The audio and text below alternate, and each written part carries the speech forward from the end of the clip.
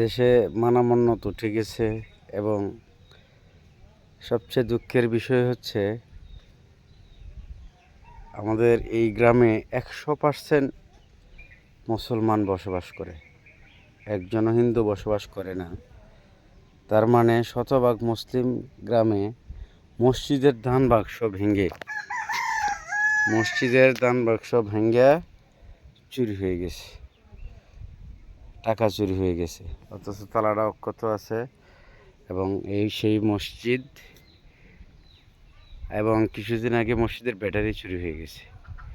এই যদি হয় শতভাগ মুসলিমের এলাকার দৃশ্য, তাহলে যে জায়গায় অন্যান্য সম্প্রদায় আছে হিসাবে তো ওই এলাকাগুলো ভালো আছে, হয়তো চুরি টুরি হচ্ছে না। তাহলে আমরা মুসলিম হিসেবে লজ্জিত, এই জাতি মুসলিম হিসেবে লজ্জিত। আমরা এই দায় এড়ানো অসম্ভব।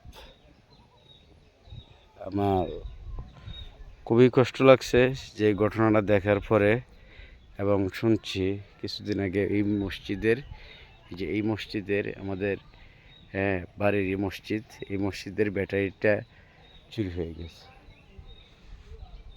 খুব দুঃখজনক।